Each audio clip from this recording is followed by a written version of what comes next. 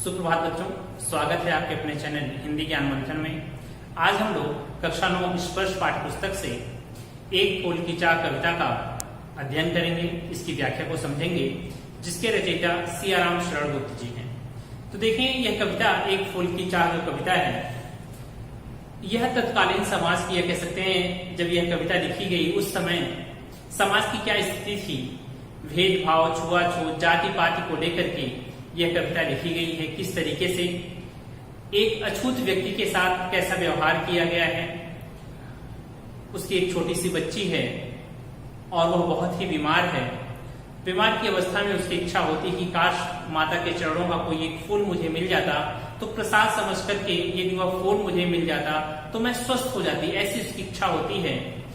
परंतु सामाजिक भेदभाव के कारण, जाति पाति के कारण उसका पिता जाता तो है फूल लेने, कह सकते हैं कि वह फूल लेकर के वापस नहीं आ पाता।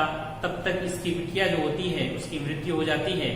और जब वह वापस आता है, विभिन्न प्रकार की घटनाएं इसके बीच में हुई हैं, और जब वह वापस आता है तो अपनी बिटिया को राख की ढेरी के रूप में पाता है। तो यह एक दुखद घटना है, लंबी कविता है और कह सकते हैं कि करुण रस से भरपूर है। यह कविता करुणा की बात कही गई है। सामाजिक गतिविधियां उस समय क्या क्या हुआ करती थी, छुआछूत की भावना किस तरीके से थी, इसके बारे में बताया गया इस कविता में। तो आए देखते हैं पंक्तियों को।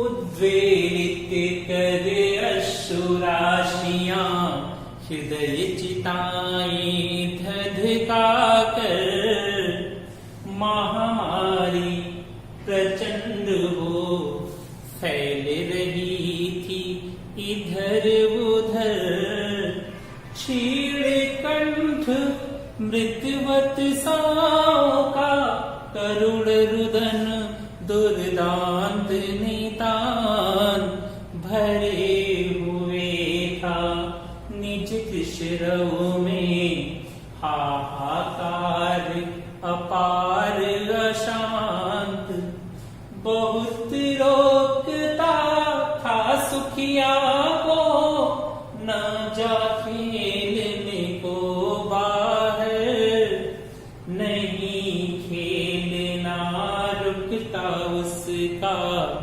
नहीं ठहरती वह पल भर, मेरा हृदय कांप उठता था, बाहर गई निहार उसे, यही मनाता था कि बचा लूं किसी भांति इस बार उसे, यही मनाता था कि बचा लूं किसी भांति इस बार उसे। तो देखिए, कविता में एक अछूत व्यक्ति है, उसकी एक बिटिया है, इन्हीं दोनों के ऊपर ये पूरी कविता केंद्रित है। तो देखें, गांव का वातावरण है और उस समय महामारी फैली हुई, जैसे इस समय हम कोरोना की महामारी से लड़ रहे हैं कि एक साथ कई लोगों की मृत्यु हो जाती, कई लोग इसके चपेट में आ जाते हैं। उस समय भी ऐसे होता था जब विभिन्न प्रकार की दवाएं नहीं हुआ करती थी, वैक्सीन हमारे पास नहीं थी, तो एक साथ बीमारी आती थी, पूरे गांव को समूल नाश कर देती थी, या कह सकते हैं पूरे गांव के लोग उससे ग्रसित होते थे और मृत्यु को प्राप्त हो जाया करते थे।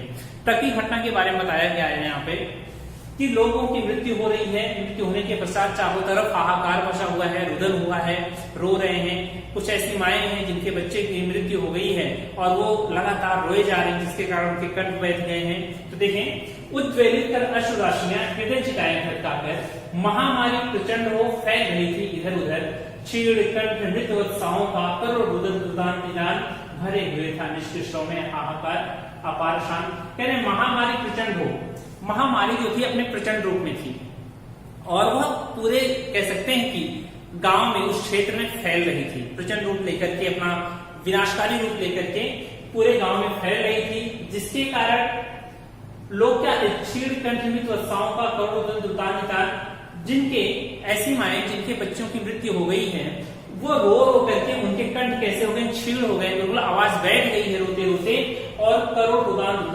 उनका करुण रुदन, उनका करुणा से भरा हुआ वह रोना पूरे कह सकते हैं कि उस क्षेत्र में फैला हुआ है और भरे हुए था निष्किशों में हाहाकार आसान, और वह पूरे उस क्षेत्र में हाहाकार मचा हुआ था और वह रुदन जो है, वह रोने का जो स्वर है उस पूरे क्षेत्र में गूंज रहा था और उद्वेलित कर अश्रुराशियां हृदय चिताएं धधकाकर, और ऐसा प्रतीत हो रहा था मानो कि उनकी हृदय रूपी चिताएं जल रही हों, जिनके घर में मृत्यु हो रही, जिनके बच्चे मर रहे हैं, ये कह सकते हैं जिनके यहाँ मृत्यु हो रही है, ऐसा प्रतीत हो रहा था मानो उनके हृदय जल रहे हों और आंसुओं के ढेर लगातार आंसुओं से आंसू बहते जा रहे हैं।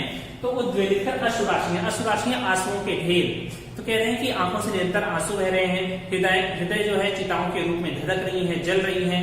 कब? जब ये महामारी ने कह सकते हैं कि विनाशकारी रूप धारण कर लिया है और माहें जो हैं अपने पुत्रों के लिए जिनकी मृत्यु हो गई उनके कारण बहुत अधिक रो रही हैं। चारों तरफ कह सकते हैं अशांत सा माहौल है, चारों तरफ रुदन की आवाज गूंज रही है। आगे बता रहे हैं, अब सुखिया एक बच्ची है, उसके पिता के बारे में बताया है, उस बच्ची के बारे में बताया है कि बहुत रोकता था सुखिया को न जा खेलने को बाहर।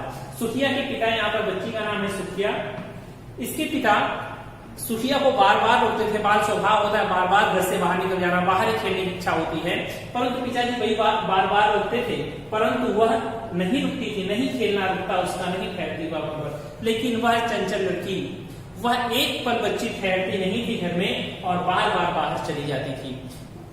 बार बार समझाते थे कि बाहर कैसी महामारी फैली हुई है, तुम घर में ही रहो, परंतु वह घर में नहीं रुकती थी, बाहर खेलने चली जाती थी। मेरा हृदय कांप उठता था, बाहर गई निहार उसे। फिर यहाँ पर कह रहे हैं कि मेरा हृदय कांप उठता था। वह सुखिया का पिता जब यह दृश्य देखता था कि लड़की बार बाहर चली जा रही है, तो हृदय उनका कांप उठता था और बाहर गई निहार उसे। निहार का मतलब होता देखना, जब मुझे बाहर जाता हुआ देखते थे तो उनका हृदय कांप उठता था और यही मनाता था कि बेचारों किसी भांति इस बार उसे, और मन में यह आता था कि भाई ईश्वर कृपा करो कि इस बार किसी तरीके से मैं अपनी बच्ची को बचा लूं, उसे इस महामारी में न खोऊं मैं या महामारी का रोग न लगे।